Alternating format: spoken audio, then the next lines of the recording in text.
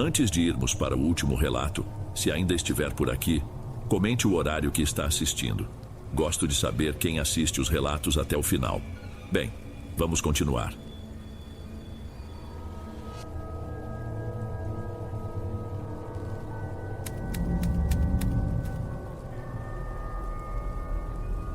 A gente nunca foi de ter muito, mas a vida era tranquila. Meu pai, Arthur, sempre foi um sujeito pé no chão. Tinha uma pequena oficina de funilaria no fundo do nosso terreno, um galpão simples onde ele passava o dia todo, do sol a sol, no meio de cheiro de tinta e de solda. Minha mãe, Helena, cuidava da casa e da gente. Eu sou o Vicente. Na época tinha 17 anos. Minha irmã, Sofia, tinha 10. Morávamos numa casa de bairro, daquelas com um quintal na frente e outro maior atrás, onde minha mãe cultivava uma horta e um pé de jabuticaba que mal dava frutos. O problema começou de um jeito besta. Minha mãe tinha pavor de dirigir. Meu pai vivia insistindo, chegou a comprar um carrinho antigo para ela, um modelo popular bem surrado. Não adiantou. Ela sentava no banco do motorista e as mãos suavam, o peito apertava. Era uma agonia só de ver. Como a cidade estava crescendo e as coisas ficando mais longe, meu pai decidiu que era hora de contratar alguém.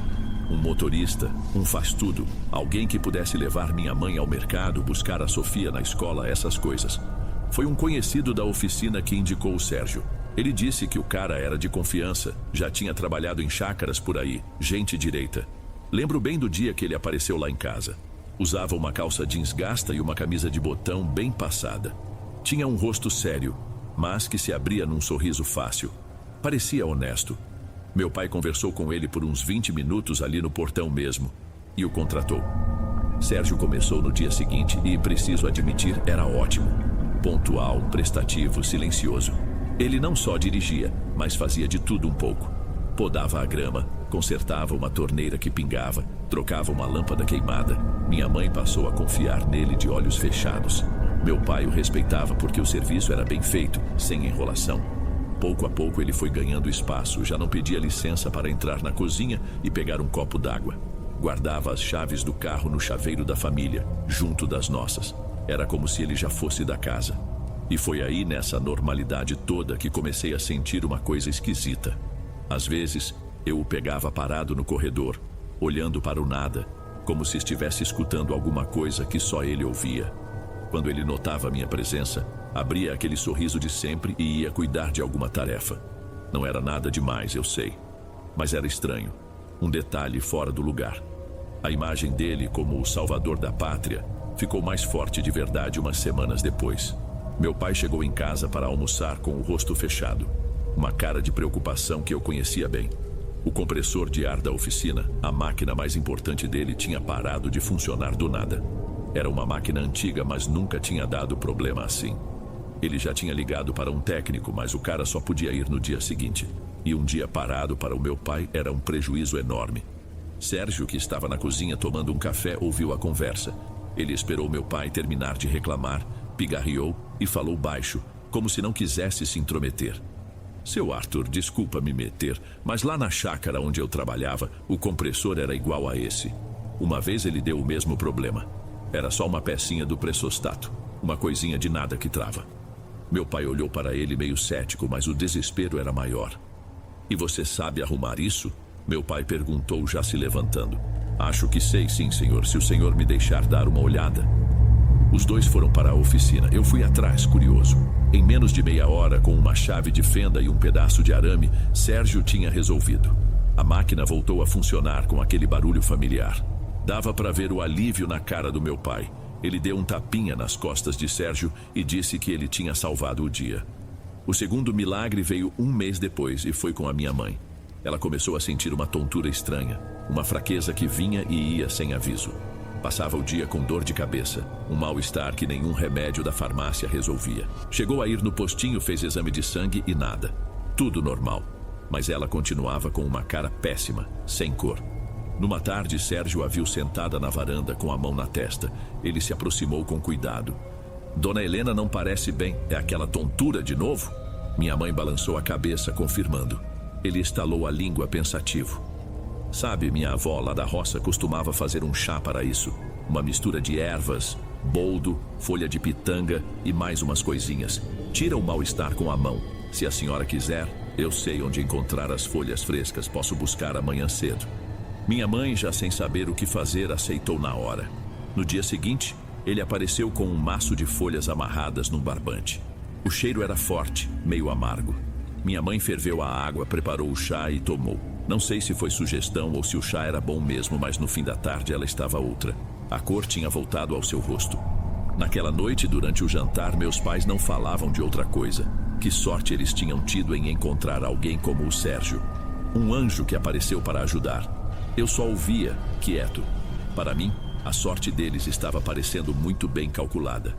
Coincidências demais, soluções fáceis demais. Mas eu não tinha como provar nada, então guardei minha desconfiança para mim. Mas aquilo era só o começo. Não adiantava falar com meus pais sobre isso.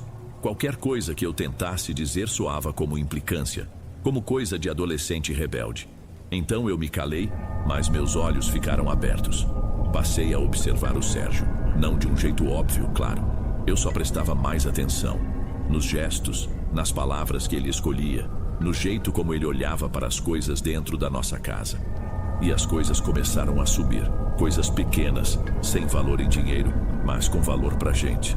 Um dia, minha irmã Sofia chegou da escola chorando, porque tinha perdido a presilha de cabelo que a avó tinha dado para ela. Uma borboleta azul com pedrinhas brilhantes. Ela jurava que tinha guardado na mochila. Minha mãe disse que criança era assim mesmo, que perdia tudo. Mas eu sabia que a Sofia era um grude com aquela presilha. 2 semanas depois, foi uma blusa da minha mãe. Uma blusa de malha simples que ela usava para dormir. Ela procurou pela casa toda, revirou o guarda-roupa, o cesto de roupa suja. Nada. Deu de ombros e disse que devia ter se perdido na lavagem. Mas eu tinha visto aquela blusa secando no varal do quintal um dia antes. O que me fez ter certeza foi numa madrugada de terça-feira. Acordei com sede, a garganta seca. A casa estava num silêncio completo. Fui até a cozinha no escuro, sem acender a luz para não acordar ninguém. Quando estava voltando para o quarto, olhei pela janela da sala que dava para o quintal. E eu o vi. Sérgio estava lá, parado perto do varal. Eram quase 3 horas da manhã. Ele não estava recolhendo roupa, não estava fazendo nada que fizesse sentido.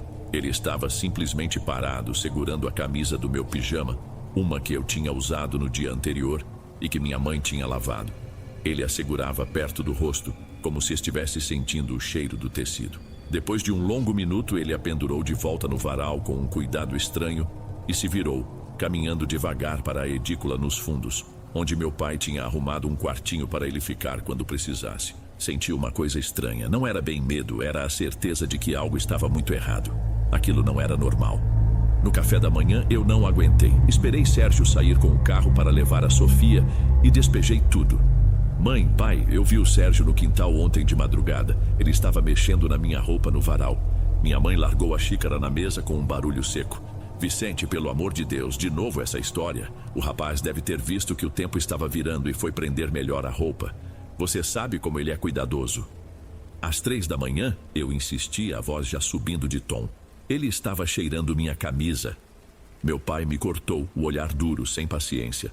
Chega, Vicente, já estamos cansados dessa sua implicância. O homem só nos ajuda, nunca nos pediu 1 centavo a mais e você fica aí criando fantasmas. Tenha um pingo de gratidão. Eu me levantei da mesa, uma raiva que me subiu pela garganta. Eles simplesmente não enxergavam. Estavam completamente cegos. Naquele momento, eu entendi que estava sozinho nessa. E que se eu não fizesse alguma coisa, ninguém mais faria. A primeira pessoa que me veio à cabeça foi minha tia Inês, irmã da minha mãe. Ela sempre foi diferente. A única da família que acreditava que existiam coisas que a gente não podia explicar. No dia seguinte, falei para os meus pais que ia fazer um trabalho de escola na casa de um colega. Peguei minha bicicleta e pedalei na direção oposta, até a casa da minha tia Inês. Ela morava num bairro mais antigo, numa casinha com um portão baixo e samambaias penduradas na varanda. Ela me recebeu com um copo de suco, percebeu que eu estava nervoso. Não precisei de muito para desabar. Contei tudo, desde as soluções fáceis do Sérgio até a cena da madrugada no varal. Falei da presilha da Sofia, da blusa da minha mãe, da cegueira dos meus pais. Eu esperava que ela me achasse louco, mas ela me ouviu sem dizer nada, só com a cara séria, balançando a cabeça devagar. Quando terminei, ela ficou um tempo me olhando. Eu nunca gostei da energia desse homem, Vicente. Ela disse por fim. Tem alguma coisa no olhar dele que não me passa confiança. Seus pais estão encantados, é isso. E quando a gente está encantado, não enxerga um palmo na frente do nariz. Senti um alívio tão grande que meus ombros até relaxaram. Pela primeira vez, alguém acreditava em mim. E o que a gente faz, tia? Perguntei. Ela pensou um pouco, mordendo o canto do lábio. Tem uma senhora, o nome dela é Elvira. Ela não faz milagre, não é dessas que prometem o mundo. Ela enxerga, entende dessas coisas, de energia ruim, de olho gordo, de trabalho feito. A gente podia ir lá só para conversar. O que você acha? Eu toparia qualquer coisa. Na mesma tarde, minha tia fechou a casa e fomos. A casa de Dona Elvira ficava num lugar mais afastado, no fim de uma rua de terra. Era uma casa pequena, pintada de um azul desbotado com um cheiro de ervas queimando que vinha de dentro. Dona Elvira era uma senhora negra, de cabelos grisalhos presos num coque e um olhar que parecia atravessar a gente. Ela nos mandou entrar e sentar em 2 cadeiras simples numa sala pequena, onde a única decoração era uma imagem de São Jorge e um copo com água e uma planta dentro. Ela não perguntou nada. Sentou-se na nossa frente e ficou me encarando por um tempo que pareceu um tempão. O menino veio porque o ninho está infestado, ela disse, a voz rouca e calma. Entrou uma cobra mansa que se alimenta da confiança. Ela está turvando a vista do seu pai e da sua mãe. Eu e minha tia nos olhamos, assustados com a precisão. Foi coisa feita, plantada com intenção, continuou Dona Elvira sem piscar. Usaram peças de roupa, coisas de cabelo, coisas com o cheiro e a energia de vocês para amarrar o juízo deles. Esse homem que está na sua casa, ele é a mão que executa. Mas a cabeça que pensa, a raiz que alimenta esse mal, é outra. É uma mulher. Uma que alguns conhecem pelo nome de donzela. Senti um frio na barriga. Uma mulher? Ele se encontra com ela fora da sua casa. É lá que ele leva o que tira de vocês e recebe as ordens, disse a velha senhora.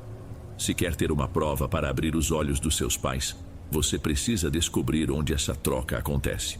Fique atento aos passos dele fora do seu portão. É lá que a verdade se mostra. A partir daquele dia, minha vida virou uma perseguição silenciosa. Toda vez que o Sérgio pegava o carro para sair sozinho, eu inventava uma desculpa e ia atrás, de bicicleta. Nas primeiras vezes, foi frustrante. Ele ia ao açougue, à farmácia, ao depósito de material de construção. Voltava com as notas fiscais, tudo certinho. Cheguei a pensar que a Dona Elvira tinha se enganado, que eu estava ficando maluco. Contei isso para a minha tia pelo telefone e ela foi firme. Calma, Vicente, gente assim é esperta, não dá passo em falso à toa. Uma hora ele vacila. E ele vacilou. Foi numa quinta-feira. Ele disse que ia levar o carro para alinhar o balanceamento numa oficina do outro lado da cidade. Meu pai achou ótimo, disse que precisava mesmo. Eu senti na hora. Liguei para a tia Inês. É hoje, tia, eu sinto. Estou indo para aí. Me espera na esquina da sua rua. Ela respondeu sem hesitar. Ela chegou no seu carro, um modelo antigo, mas bem conservado. Entrei rápido. A instrução era clara: manter sempre uns 2 carros de distância. Seguimos o carro do meu pai, dirigido por Sérgio, pelas ruas do centro. Ele realmente foi em direção à oficina que tinha mencionado, mas a uns 200 metros do lugar, ele virou numa rua estreita, uma que ninguém usa e que ia dar nos fundos de um antigo armazém de café desativado. Meu coração disparou. Ele não vai para oficina nenhuma, minha tia sussurrou, manobrando o carro para uma vaga mais distante, de onde a gente podia ver a saída da ruela. Sérgio parou o carro perto de um muro pichado. Uma mulher apareceu saindo de trás de uma pilha de entulho.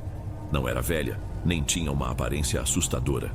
Pelo contrário, era uma mulher comum, talvez com uns 40 e poucos anos, de cabelos pintados de um preto azulado e um rosto sem expressão nenhuma. Ela usava um vestido florido, meio desbotado. Ela parecer tão normal era o que dava mais medo. Ele desceu do carro, não falaram muito. Ele tirou algo do banco do carona e entregou para ela. Era um objeto pequeno, retangular. Mesmo de longe, eu gelei. Eu reconheci a capa rosa-choque, cheia de adesivos de estrelinhas que a Sofia tinha colado. Era o caderno de caligrafia dela. O caderno que ela tinha perdido na semana anterior. Tira foto, Vicente, agora! Minha tia ordenou a voz tensa. Minhas mãos tremiam tanto que eu mal conseguia segurar o celular direito.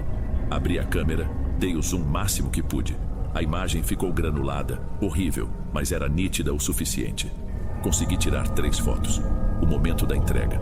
A mulher guardando o caderno numa sacola de plástico. Os dois conversando, com Sérgio apontando na direção da nossa casa. O barulho do celular no silêncio parecia alto demais. Eles se separaram. A mulher sumiu por uma viela e Sérgio voltou para o carro, saindo da rua e pegando o caminho de volta para casa.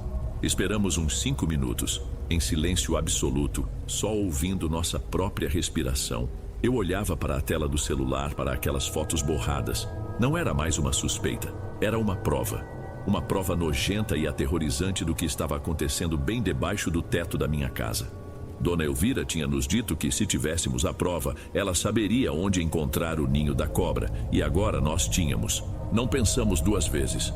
Daquele beco imundo, minha tia dirigiu direto para a casa de Dona Elvira.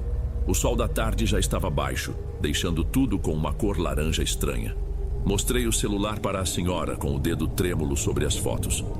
Ela olhou para a tela por um longo tempo, o rosto sem expressão. Não havia surpresa ali, só uma confirmação sombria. Eu sei onde é, ela disse por fim. Não fica longe daqui. Vocês vão pegar a estrada de terra que sai atrás do cemitério velho.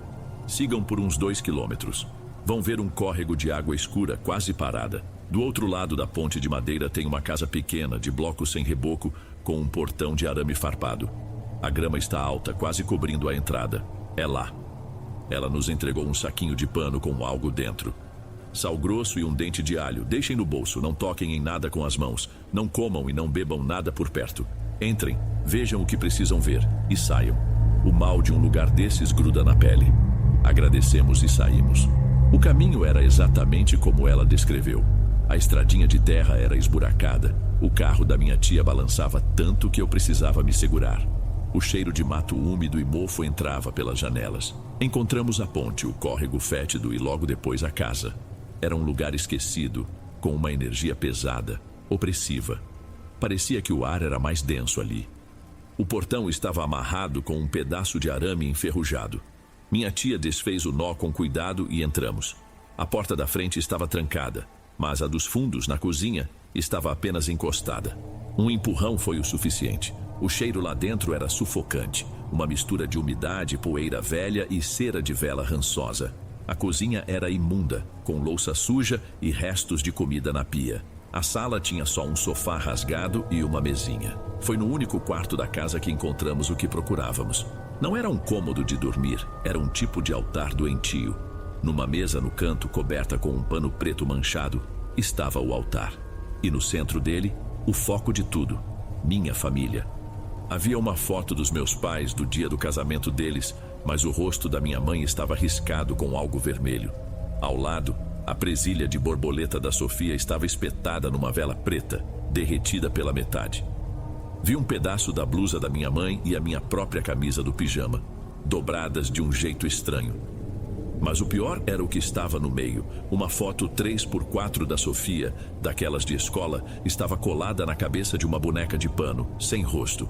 Em volta do pescoço da boneca, um fio de cabelo comprido, que só podia ser dela, estava amarrado com força.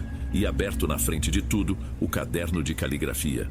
Numa página onde se tinha escrito o nome dela várias vezes, alguém tinha desenhado por cima um símbolo estranho.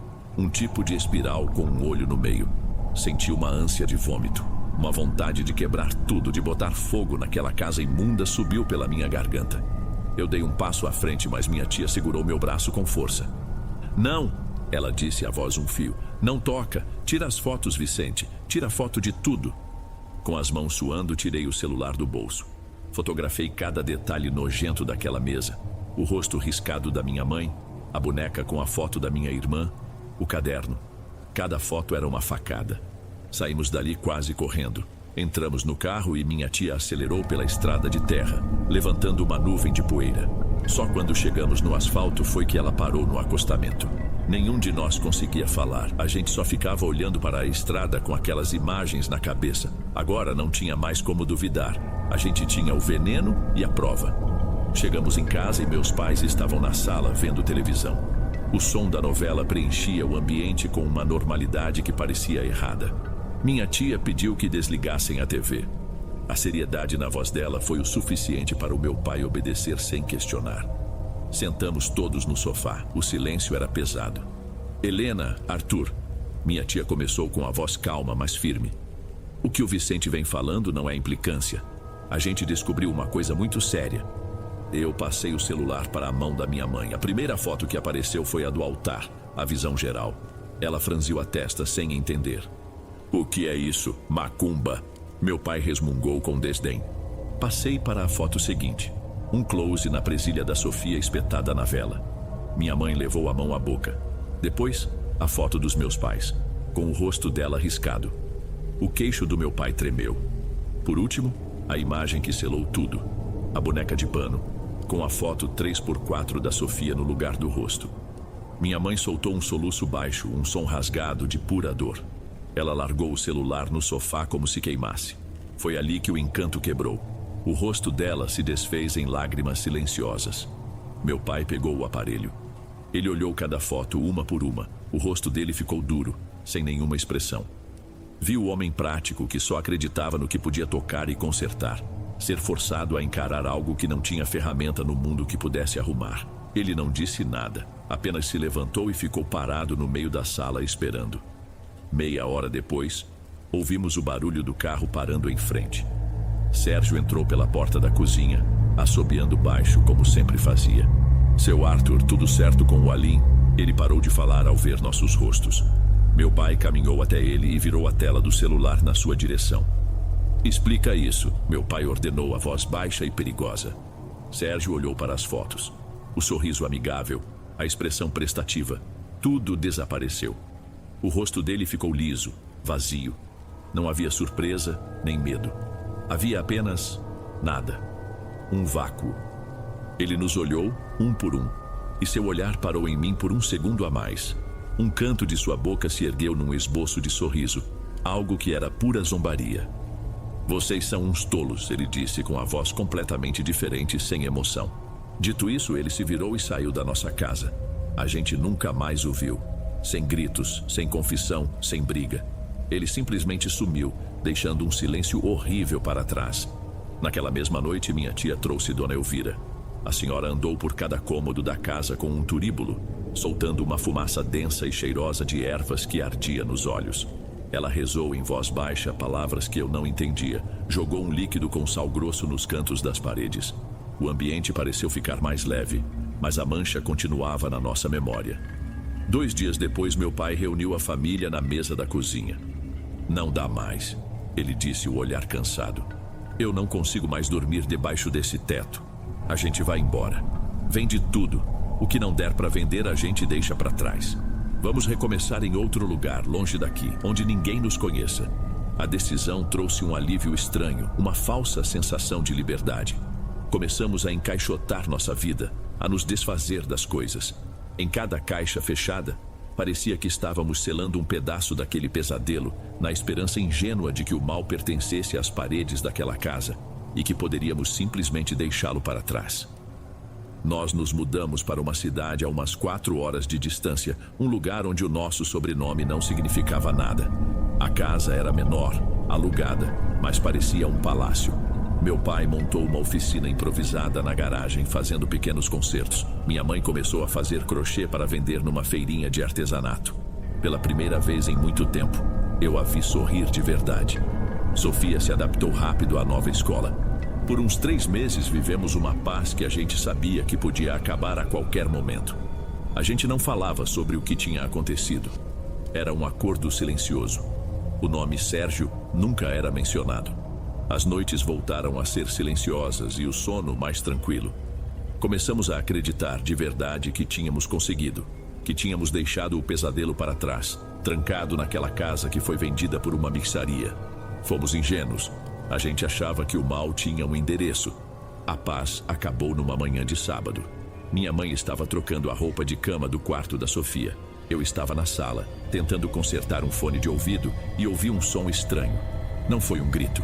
Foi um baque surdo seguido de um choro baixo, abafado. Corri para o quarto. Minha mãe estava no chão, sentada ao lado da cama da minha irmã. Ela tremia dos pés à cabeça, o rosto branco, sem cor nenhuma.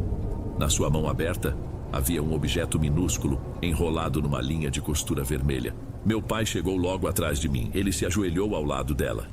Helena, o que foi? O que é isso? Com o dedo trêmulo, ela abriu a mão. Era um dente de leite. Pequeno, amarelado na raiz. Eu reconheci na hora. Era o primeiro dente que a Sofia tinha perdido, quando tinha 6 anos. Minha mãe o guardara numa caixinha de veludo, uma lembrança boba. A caixinha tinha sumido durante a mudança. Pensamos que tínhamos perdido no meio de tantas caixas. Mas ele não estava perdido. Ele estava ali, solto debaixo do travesseiro da minha irmã, na nossa nova casa, na nossa nova vida. Naquele momento, todo o alívio, toda a esperança que a gente construiu, desabou. O ar ficou pesado de novo. Entendemos que nunca foi sobre a casa, nunca foi sobre o dinheiro, nunca foi nem sobre o Sérgio. Ele era só o peão. O alvo sempre foi ela, minha irmã. A gente não estava fugindo de uma assombração. Estávamos sendo vigiados, caçados. Hoje a gente vive um dia de cada vez. Não há mais para onde correr. Minha tia liga toda semana e às vezes fala com Dona Elvira, que nos manda instruções pelo telefone. Acender uma vela, fazer uma oração, colocar um copo com água e sal atrás da porta. São pequenos rituais que nos dão a sensação de que estamos lutando, mas no fundo, sabemos a verdade. Nós não fomos apenas roubados ou assombrados, fomos marcados. E a mulher de rosto vazio, a donzela, está em algum lugar por aí, esperando. A gente não sabe o que ela quer com a Sofia. E o que dá mais medo é isso, viver cada dia sabendo que a história não acabou.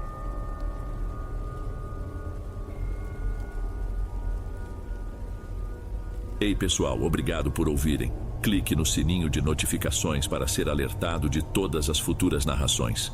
Lanço vídeos novos todos os dias por aqui. Espero te ver nos próximos. Agora na tela vou deixar outros 2 bons vídeos que sei que irão gostar. Te vejo por lá.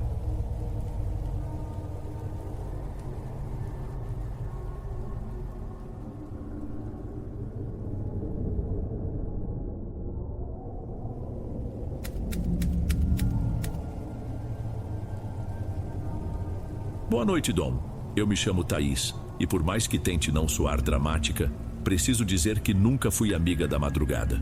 Quando morava com meus pais e 2 irmãs em um sobrado apertado, atravessava a cidade em 2 ônibus velhos que rangiam em cada curva. Chegava à escola com os braços dormentes de tanto me equilibrar. Anos depois, consegui vaga fixa na recepção de uma importadora de peças. Prometi a mim mesma que assim que juntasse uma grana extra do 13º, alugaria algo perto do trabalho. Não importava o tamanho, contanto que eu acordasse com o zumbido do ventilador e não com o freio de ônibus às 4. O kitnet que achei é um cubículo, cama encostada na parede, armário que range, fogão de 2 bocas e uma janela que dá para um corredor onde o ar não circula. Mesmo assim, cada vez que giro a chave, sinto um orgulho bobo. É pouco, mas é meu, repito. No início, a rotina parecia justa. Eu batia ponto às 8, atendia telefone, conferia nota fiscal e no intervalo enrolava um pão francês com queijo na marmita térmica. Só que, nos dias vagos, percebi um silêncio estranho. O celular vibrava pouco. Eram anúncios de delivery ou boleto vencendo. Colegas falavam de shows e viagens, e eu sorria fingindo agenda cheia, mas só pensava no caminho de volta. Às vezes apoiava o queixo nas mãos e murmurava se era isso viver sozinha. Liberdade ou isolamento. Eu me justificava. Fase de adaptação. Vai melhorar depois do 3º boleto. Mas carregava a sensação de estar num degrau que não leva a lugar nenhum. Meu pai dizia que independência custa caro. Minha mãe pedia só que eu comesse direito. Telefonava tarde, perguntava do feijão congelado e do lixo das terças. Eu respondia que sim, mesmo quando o pote mofava na geladeira. Parecia mais fácil bancar a forte. Não era infeliz o tempo todo. O cheiro de pão na esquina, a moça da banca que guardava minha revistinha de palavras cruzadas, o porteiro do prédio ao lado que me dava um bombom. Pequenas coisas que me seguravam na semana. Ainda assim, em certas madrugadas eu despertava antes do despertador. Ficava olhando o teto, sentindo um peso que não era dor, só presença. Como se um travesseiro extra me comprimisse o peito. Sussurrava que era ansiedade que todo mundo sente. Virava de lado, respirava fundo. Contava até 10, mas o pensamento rodava. Estou indo a algum lugar ou andando em círculos? Então me levantava, Passava café no coador de pano, segurava a caneca com as duas mãos e via o céu clarear pelas frestas da cortina. O vapor subia devagar e eu lembrava da minha avó. Quem acorda cedo vê o dia nascer sem pressa. Não sei se era bênção ou aviso. Ultimamente o sol nasce rápido demais e eu fico para trás. Eu queria acreditar que tudo aquilo faria sentido depois, mas naquele ponto, meu maior medo era ficar exatamente onde estava, rodando em círculos sem perceber. O Bruno apareceu quando eu já não dava bola para quem entrava no corredor. Chegou para cobrir férias no almoxarifado e logo cedo perguntou onde carimbavam a guia de saída. Respondi meio automática. Ele sorriu como se aquilo bastasse. No dia seguinte, largou 2 copos de café pingado na minha mesa. Disse que errara o pedido e que era para não ter que jogar fora. Ri, corando. Em poucos dias virou rotina. Ele passava, contava do cachorro que acorda antes do galo ou do ônibus quebrado no viaduto, sempre encerrando com frase boba que me fazia esquecer do relógio. Quando percebi, estava revelando que improvisava sofá com um colchão enrolado. Ele simulou indignação, mas ouviu cada detalhe. Passei a esperar o som dos passos dele. Aceitei sair depois do expediente numa cesta. Andamos até o calçadão, dividimos pastel e rimos do vento abafado que promete chuva, mas nunca cumpre. No ponto, segurando guarda-chuvas fechados, ele comentou: "Gosto de conversar contigo, Thaís." Voltei ao kitnet repetindo a frase, rindo sozinha. Durante algumas semanas vivi esse brilho. Mensagens de bom dia, suco de maracujá, companhia até metade da rua. Nada luxuoso.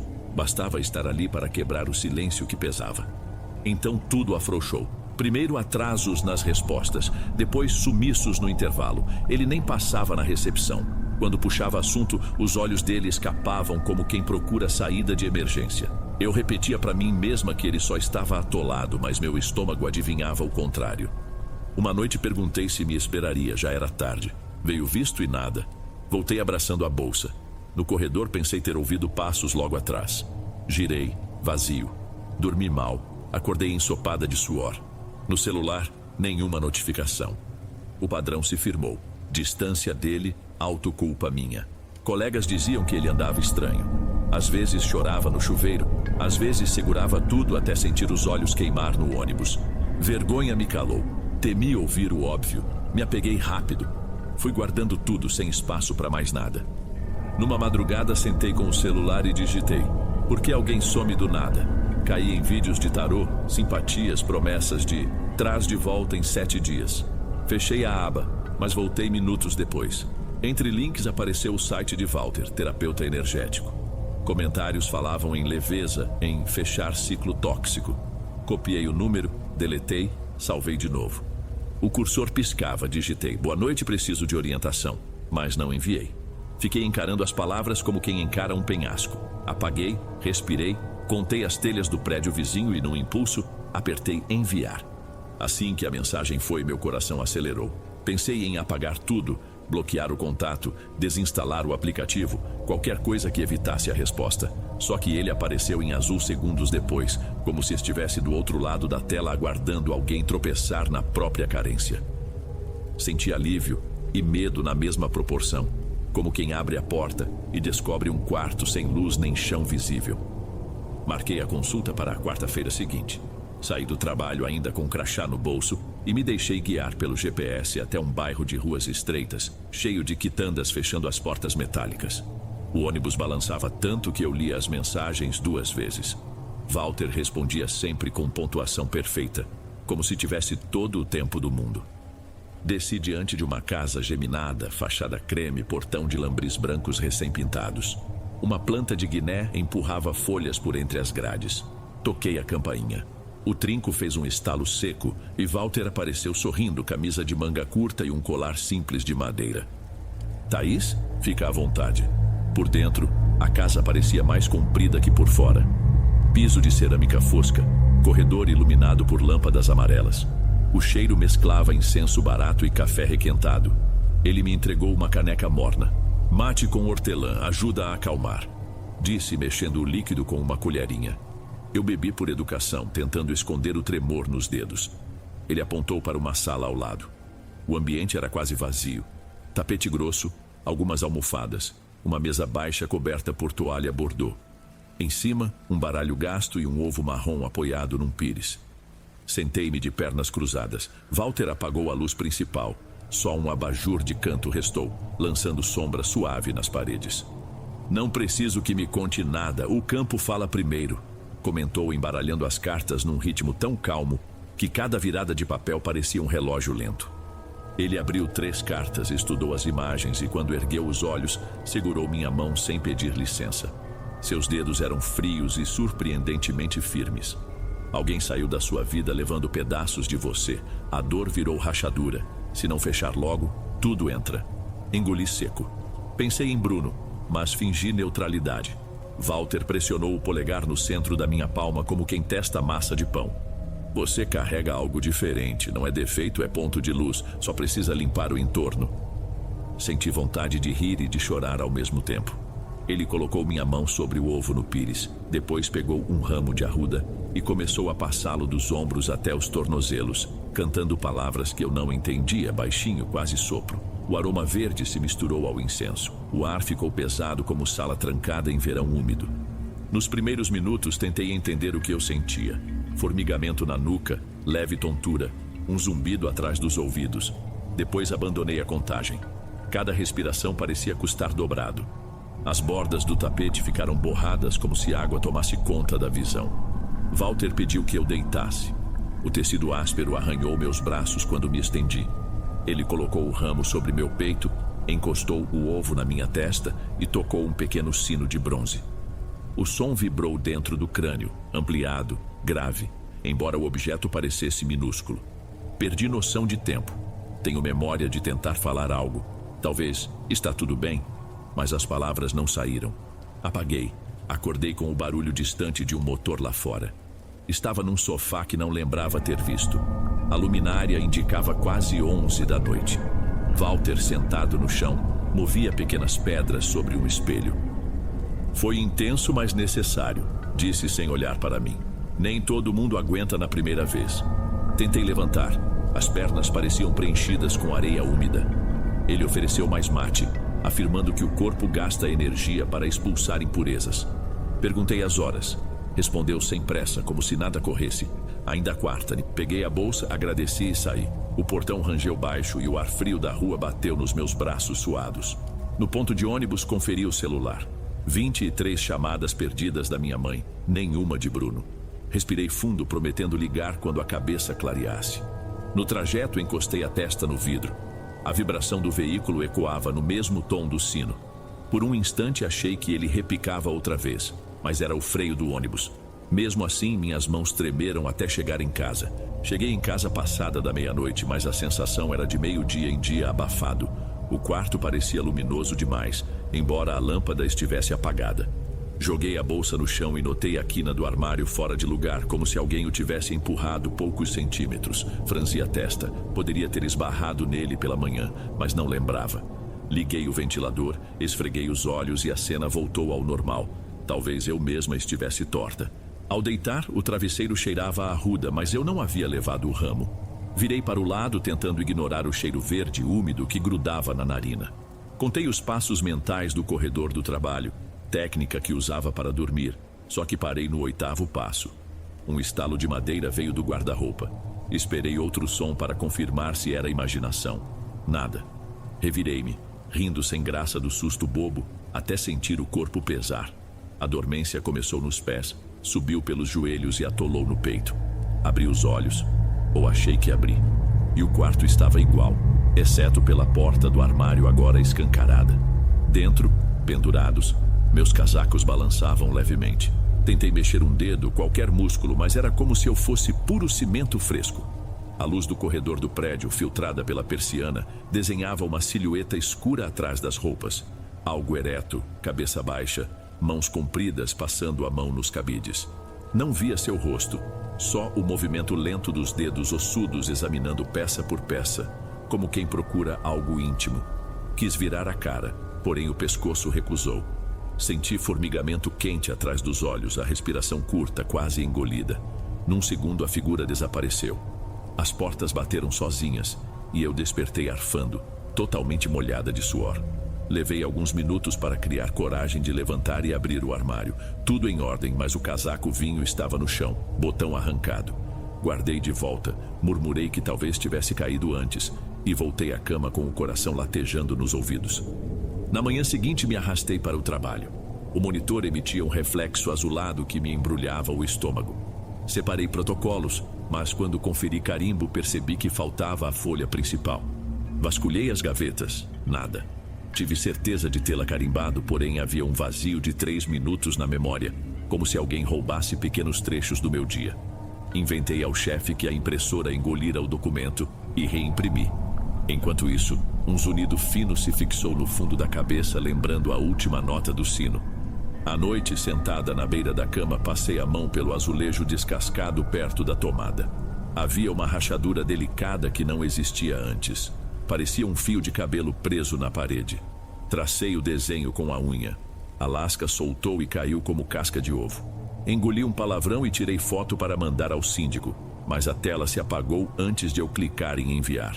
O celular reiniciou mostrando data errada, 2 dias adiante. Ajustei, culpei bateria velha e engoli o incômodo. De madrugada, acordei com a boca seca e fui até a cozinha. Quando girei a torneira, senti algo roçar meu tornozelo. Recuei, nada além da barra do pijama. Ri baixinho, enchi o copo e no reflexo da janela vi a rachadura duplicada, agora descendo pela parede oposta. O barulho súbito de louça me fez pular. As 2 xícaras de café racharam dentro do escorredor, linhas finas cruzando a porcelana. Lembrei que Walter falara sobre impurezas quebrando onde a energia bate primeiro. Estremeci. Voltei para a cama abraçando o travesseiro e sem querer abri o chat com ele. O ícone estava verde, online. Meu dedo pairou sobre o teclado. Ainda me sinto estranha, é normal? Digitei, mas não enviei. Fiquei encarando as palavras até elas parecerem estrangeiras. Excluí a mensagem, bloqueei o contato, desbloqueei de novo. A indecisão doía mais que a insônia. Acabei dormindo com a tela acesa, enquanto a vibração do ventilador mascarava qualquer som externo. 2 dias depois cheguei atrasada ao trabalho. O relógio da recepção mostrava 9 horas, mas eu jurava ter saído de casa às 7. A supervisora perguntou se eu estava bem. Respondi que sim, era o ônibus. Quando toquei no bolso atrás da carteira de ônibus, encontrei o ticket com horário de validação às 8h40. Eu não tinha memórias da última hora e meia. Era um buraco negro. Voltei a pensar em Walter, na voz grave dizendo que eu abri a porta sem perceber. Porque eu o ouvia ecoar mesmo bloqueado. Naquela noite, sentada no chão do banheiro, o único lugar fresco no kitnet, notei que a rachadura principal se bifurcava até a base. Tocava o azulejo, sentia leve vibração, quase um pulso. Me ouvi dizendo em voz alta: "Isso é só dilatação do prédio, Thaís." Mesmo explicando, não consegui me enganar. Abri o app de mensagens e com o polegar trêmulo, digitei para Walter: "Acho que preciso daquela limpeza mais profunda." Enviei. A resposta veio antes de eu decidir se me arrependia. "Sábado, 21 horas. Traga uma peça de roupa que goste muito. Confie no processo." Ele encerrou com um emoji sereno, como se fosse passeio no parque. Li e reli, coração batendo no ritmo do ventilador. Tentei cancelar, mas a notificação já marcava visualizada. Fechei o celular, apaguei a luz e me encolhi, jurando a mim mesma que se algo soasse estranho, eu fugiria dali. No entanto, enquanto repetia essa promessa, notei pela fresta da porta a rachadura ganhando 1 centímetro silencioso. Dentro dela, por um instante, pareceu haver uma escuridão que não pertencia à parede, mas a um outro lugar. Sábado chegou abafado, nuvens presas no céu sem coragem de chover. Passei o dia limpando o mesmo azulejo, ansiosa. Walter marcara às 9 da noite. Pediu que eu levasse uma peça querida. Escolhi uma blusa azul marinho, dobrei numa sacola plástica e fiquei ensaiando desculpas caso quisesse desistir. Saí do prédio às 8h30. O ônibus veio lento. Contei rachaduras no piso para não pensar. A casa parecia igual, mas a lâmpada externa tremia num tom amarelado que lembrava gripe. A planta de Guiné murchara. Toquei a campainha. O trinco destravou sem som. Entrei. Dentro, o corredor cheirava a incenso azedo. Walter apareceu segurando castiçal com 4 velas. Não cumprimentou. Apenas estendeu a mão pela sacola. Ergueu a blusa contra a chama, sorriu satisfeito e depositou-a numa mesa estreita no centro da sala, agora sem tapete. Ao redor, as pétalas secas quebravam quando eu pisava. "Deite e solte o corpo", ordenou. Subi na mesa coberta por lençol branco. O teto mostrava manchas de umidade que pareciam mapas. Ele pegou um sino maior que o anterior, bronze escurecido. Primeiro toque, som largo que parecia pressionar o ar. Tentei mover a cabeça, mas não conseguia mover nenhum músculo. Segundo toque, um arrepio elétrico no corpo todo. O pano bordô que cobria um espelho ao lado vibrou. O quarto escureceu nos cantos. Walter murmurava palavras que não reconheci. Senti arranhão frio na coxa, porém ninguém estava perto. Poeira cinza girou acima do meu peito, acompanhada de cheiro de carne esquecida. Ele colocou a blusa sobre meu rosto. O tecido úmido do meu próprio suor grudou nos lábios. Ouvi meu nome dentro da garganta, voz grave dizendo: "Deixa." Agulha imaginária perfurou o osso do externo. Tentei gritar, nada. Quando retirou a blusa, puxou também o pano do espelho. Minha imagem não acompanhava meus movimentos. Atrás de mim, colada como sombra, havia silhueta magra, braços longos envolvendo meus ombros. Sorriso seco se abriu, revelando dentes gastos. 2 gomos curtos despontavam na testa. Eu inalava ar curto, sentindo gosto de ferrugem. Walter aproximou o sino do espelho. A superfície ondulou. A sombra escorregou para fora da moldura, caindo no chão, enrolada em posição fetal. A pele era negra, esticada sobre ossos, cabelo ralo colado. Parecia morta, mas o peito afundava e erguia em respirações molhadas. Um calor grosso e úmido encheu o quarto. Nesse instante, a rigidez que me prendia quebrou. Rolei fora da mesa, batendo o ombro. Walter recuou um passo, olhos arregalados. Tropecei nas pétalas secas, forcei a porta da frente. O ferrolho cedeu depois da segunda tentativa. Corri descalça até o portão, sentindo o ar frio da rua cortar a pele. Só parei 3 quadras depois, ofegante, quando o sino ainda soava dentro da cabeça, sem existir no mundo. O ônibus parecia se arrastar. Cada farol parecia demorar uma eternidade. O motorista tamborilava no volante, suor escorrendo pelo braço. As janelas refletiam meu rosto pálido. O trajeto que costumo fazer em 20 minutos levou quase 40. Senti que, de algum modo, aquele atraso fazia parte do ritual, preparando algo que eu ainda não entendia. Quando Walter pedira que eu respirasse fundo, o ar queimou a garganta. Ele girava o pescoço como quem ouve instruções sussurradas. Dentro do meu peito, o coração alternava batidas rápidas com pausas longas, a ponto de eu temer que parasse. O instante em que a sombra saiu do espelho trouxe silêncio absoluto. Até o crepitar das velas cessou. O corpo sem vida inflou de dentro para fora. O cheiro virou sangue coagulado em cano velho. Tive a sensação de um buraco negro abrindo-se na criatura, pronto para me puxar. Fora da casa, notei pedras raspando a sola dos pés, mas não diminuí. O portão rangeu alto, porém Walter não apareceu. O ar úmido parecia alívio provisório. No carro de aplicativo, tremi tanto que o motorista perguntou se eu precisava de socorro. Murmurei hipoglicemia e aceitei água. Linhas vermelhas riscavam meus braços. Cortes feitos pelas pétalas secas, pontiagudas como lâminas minúsculas. No banho frio, a água escorria turva, levando pó escuro dos meus cabelos. Esfreguei unhas e nuca. O cheiro lembrava terra molhada. Ao fechar a torneira, o metal vibrou num timbre baixo que imitava o sino. Tapei os ouvidos e contei até 50, implorando que o som não virasse voz. Sentei no piso molhado, abraçando os joelhos. Repeti quase sem ar: "Nunca mais, nunca mais, nunca mais." "Mãe, eu preciso voltar uns dias." Foi tudo que saiu da minha boca, rouca, num domingo cedo. Ela não pediu detalhes, reconheceu o medo no meu silêncio e disse que me esperava com o almoço quente. Enfiei roupas na mochila e fugi do kitnet como quem deixa fogão ligado. No portão do velho sobrado, o abraço dela foi tão forte que minhas costas estalaram. Ao notar os arranhões, franziu a testa, mas segurou a pergunta até servirmos o arroz. Contei tudo de uma vez: Bruno, Walter, o sino, o espelho, a sombra. Ela mexia o feijão devagar, como se cada volta da colher processasse um pedaço do horror, e concluiu: "Nada disso se resolve sozinha. Conheço Dona Zélia. Vai nos atender ainda hoje." Não tive força para argumentar. Dormi a tarde inteira no beliche antigo, ventilador rangendo, mas acordei 2 vezes sentindo peso sobre os pés, como se alguém se sentasse ali. Quando o relógio piscou 18 horas, minha mãe já me esperava na porta. Pegamos ônibus circular. O ar abafado grudava na pele. Descemos numa rua de paralelepípedos. Crianças jogavam bola, cheiro de pão escapava de uma padaria quase fechando. A casa de Dona Zélia era recuada, muro baixo, varanda tomada por samambaias. Ela surgiu à porta, lenço colorido prendendo o cabelo grisalho. Entra, filha! A sala exalava chá de cidreira e cera de piso antigo. Sentei abraçando a mochila enquanto minha mãe se acomodou num canto, terço no bolso. Dona Zélia pediu que eu contasse só o que fosse impossível calar. Resumi. Ela ouviu até o fim e declarou: abriram teu peito como quem fura laranja para sugar. Esse homem não cria o mal, filha. Ele só encontra a fome e oferece o prato. É um pastor de coisa ruim. Primeiro estanco, depois tira o bicho. Escolhi a poltrona, queria olhos abertos. Ela acendeu vela curta, pingou óleo de alecrim nos meus pulsos e deixou que eu inspirasse. O frescor abriu o peito. Na mesinha, um sino prateado rachado na borda. Antes de tocar, alertou: 3 badaladas. Se vier voz depois, finge que não entende. Primeira badalada, som claro, fino, atravessando o couro cabeludo e descendo pelos braços. Segunda, o ar vibrou no estômago. Senti cada órgão deslocar milímetros.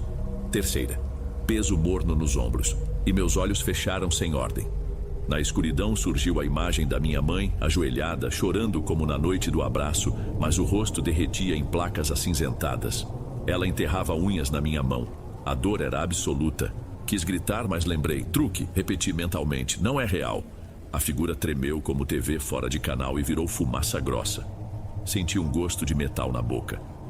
Atrás de mim, algo arranhou o piso. Risada falhada sussurrou meu nome. Enchi a cabeça com contas de água, lista de compras, horários de ônibus, banalidades. O som sumiu. Abri os olhos. Dona Zélia encostava o sino na vela apagada. Suor brilhava na testa, mas ela sorriu. Ele testou, mas você não cedeu. Primeira batalha vencida. Minhas pernas desabaram. Ela me serviu água com limão e passou pano úmido no pescoço. Quando relatei a visão, anotou num caderno antigo e avisou: a coisa vai usar sonho e lembrança querida. Se ouvir sino fora de hora, fique imóvel. E segure a raiva. Raiva forte é comida para ele. Na saída, compramos sal grosso e arruda numa mercearia, abaixando as portas. Segurei a sacola como medalha. No ônibus, vento morno bateu no rosto. Minha mãe apertou meu braço, sinal silencioso de que o caminho seria longo, mas não solitário. Dormindo no quarto de infância, luz de corredor acesa, a coisa não apareceu, mas despertei com marcas finas nos tornozelos, como fitas que apertam até quase cortar. Passei pomada, respirei fundo e repeti: ele morde, mas não devora quem não se entrega. Segunda-feira voltei à recepção como quem pisa em ovos, cada passo calculado para não escorregar na ansiedade. Levei um galinho de arruda dentro da bolsa. Dona Zélia disse que ajuda a confundir o faro da coisa. Coloquei o ramo num copo descartável ao lado do monitor, fingindo que era frescura de aromaterapia. Ninguém comentou o cheiro, só o segurança levantou a sobrancelha, mas logo desviou. Abri o sistema, conferi protocolos e repassei recados automáticos. Quanto mais simples o serviço, mais eu me obrigava ao cuidado. Respiração completa, ombros abaixados, pensamentos ancorados no aqui e agora. Queria provar a mim mesma que ainda pertencia ao lugar onde o crachá pisca verde. Perto das 9, o andar parecia igreja vazia. Os analistas tinham reunião fora, o estoque aguardava caminhão de peças, e o ar-condicionado soprava um vento constante que me fazia lembrar gripe de mudança de estação. Foi nesse silêncio todo que o som começou. Primeiro, apenas um vácuo sutil, como se alguém removesse o ruído de fundo do mundo. Depois, vibração metálica breve, distante, talvez no corredor de acesso, onde a luz de emergência pisca. Fechei o e-mail no meio da frase. As palmas das mãos suaram. A voz de Dona Zélia martelou: se ouvir o sino, não mexa um dedo. Empurrei a cadeira para trás, mas não me levantei. Deixei as mãos no colo, firmes. Olhei o reflexo escuro na tela em branco. Além da minha silhueta, nada. O som repetiu, agora mais claro, quase redondo, reverberando na parte interna do crânio. Se fechasse os olhos, veria o corredor se alongando como funil. Mantive-os abertos. O ramo de arruda tremeu sem vento. Senti cheiro de ferro quente. Por segundos, não sei quantos, minha cabeça dividiu-se. Metade implorava fuga, metade lembrava das fitas nos tornozelos e decidiu não alimentar o bicho. O sino avançou um tom, vibração que parecia deslocar o ar. Foi então que vi alguma coisa de rabo de olho. Sombra passando além da porta de vidro, esticada, sem volume. Respirei tão fundo que o peito doeu. O Uma voz grave, idêntica à do espelho, sussurrou meu nome, como se estivesse dentro do ar-condicionado. O som de metal cessou de repente, substituído por estalo seco na luminária. A luz sobre minha mesa piscou. Mantive-me sentada, mãos imóveis. Contei mentalmente as respirações. 1, 2, 7. Quando a lâmpada estabilizou, o telefone tocou. O pulo que dei foi interno. Externamente, só estendi o braço e atendi. Voz quase normal. Recepção, bom dia, falei sentindo a língua pastosa. Era o motoboy pedindo confirmação de endereço. Enquanto falava, os joelhos tremiam, mas o sino não voltou. Anotei o protocolo, agradeci, desliguei e percebi que o ramo de arruda ficara cinza, desidratado em minutos. Levantei para buscar água. O corredor parecia curto outra vez, mas a cada passo surgia a dúvida. Será que só eu ouvi? A copa exalava café requentado. Abri a torneira e bebi direto, tentando limpar o paladar metálico. No reflexo da porta de inox, vi um ponto roxo na junção do pescoço com o ombro. Toquei. Não era grande, mas tinha um tom violáceo, quase negro no centro, como se um dedo tivesse pressionado a pele por horas. Voltei à mesa e digitei mensagem curta para minha mãe. Tudo calmo. Mais tarde te ligo. Não queria preocupá-la nem assustar a mim recordando detalhes. Rasguei uma nota adesiva e escrevi ler lista da feira e colei na borda do monitor. Pequeno lembrete de vida normal. O resto da manhã se arrastou, mas sem novos sinais. Ainda assim, evitei olhar o relógio grande na parede. O pêndulo cromado lembrava demais o movimento lento do sino.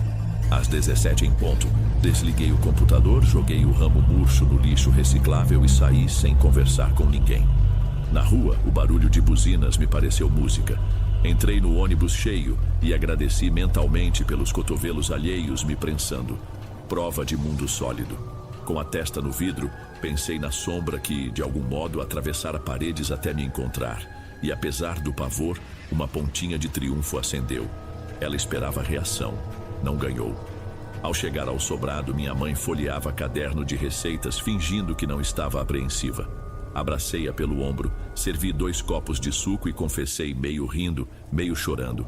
Hoje o sino tocou, mas eu fiquei imóvel. Acho que funcionou. Ela fechou o caderno e apertou minha mão, olhos marejados. Você está voltando para você, menina. Não respondi. Senti, pela primeira vez em semanas, que talvez fosse verdade. Os dias seguintes viraram um ritmo de goteira lenta. Trabalho-casa, casa-trabalho, sessões semanais com Dona Zélia, cansaço que doía nas articulações. Cada encontro começava igual. Ela tocava o sino rachado. Eu revivia uma memória borrada. A coisa tentava infiltrar culpa ou vergonha, e nós a empurrávamos para fora. Às vezes era sutil. O cheiro de café estragado no lugar do incenso, uma sombra atravessando a parede como fumaça. Noutras vinha pesado, com falhas de luz e dor aguda nas têmporas. Mesmo assim, algo mudava. Dormi 2 noites seguidas sem paralisia. O azulejo rachado no kitnet parou de crescer. O reflexo do espelho já não trazia companhia extra. Ainda havia silêncio incômodo depois das sessões, como se o ar aguardasse minha primeira dúvida para voltar a me cercar. Mas comecei a preencher esse vácuo com tarefas triviais. Lavar louça, reorganizar gavetas, ler rótulos de tempero no mercado. Cada gesto concreto parecia cimentar meu lugar no mundo real. 15 dias depois, resolvi encarar a tela do computador como arma. Procurei o nome de Walter em fóruns, redes, sites de avaliação. Descobri elogios entusiasmados misturados a queixas vagas. Numa dessas queixas, uma mulher mencionava um terapeuta com métodos idênticos em outra cidade, mas com outro nome. Criei perfil anônimo e escrevi tudo. A promessa de cura, o sono forçado, a figura saindo do espelho. Nada de entidade ou maldição. Usei palavras que qualquer pessoa entenderia. Manipulação, abuso de confiança, danos psicológicos. Hesitei antes de publicar. Parte de mim temia que ele sentisse à distância o barulho de teclas e viesse cobrar. Postei mesmo assim. Fechei o navegador com mãos trêmulas, não pela culpa, mas pela sensação de libertar um pássaro raivoso. Na semana seguinte, recebi e-mail de um desconhecido. Também passei por isso. Não respondi. Era cedo para ser confidente de alguém cujo tamanho do estrago eu ainda tentava entender. Mas a mensagem confirmou que Walter colecionava portas abertas, corações moles, rachaduras disfarçadas para alojar seu bicho faminto. Entendi que expor era parte do exorcismo coletivo. Quando voltei ao kitnet para buscar contas e roupas de inverno, estranhei o cheiro de poeira comum. Nem sinal de incenso lambuzado ou arruda murcha. Encaixotei lembranças rápidas. A primeira xícara de café que Bruno trouxe. O travesseiro que cheirava a arruda sem explicação. O azulejo que rachou como couro seco. Antes de sair, deixei janela entreaberta. O vento morno balançou cortina leve, banal, sem fantasmas escondidos. Na última sessão, Dona Zélia não tocou o sino. Colocou travessa de barro sobre a mesa, encheu com água e pediu que eu encarasse a superfície. Vi meu reflexo cansado, mas inteiro. Disse que se a coisa voltasse, a primeira rachadura seria psicológica, não sobrenatural. A dúvida que permitiria nova invasão. Anotei mentalmente. Vigiar as pequenas tristezas. Regar apenas aquilo que quero que cresça. Hoje escrevo no silêncio do quarto da infância. O ventilador ainda range, mas de modo quase carinhoso. Pintei as marcas nos tornozelos com pomada cicatrizante. Linhas já claras, lembranças de quem um dia serviu de casa para o que não era meu. Às vezes acordo achando ouvir metal vibrando longe. Talvez seja a memória do som. Outras vezes, o espelho do banheiro embaça com meu reflexo, mesmo sem vapor. É a minha cicatriz. Quando isso acontece, fico imóvel, respiro.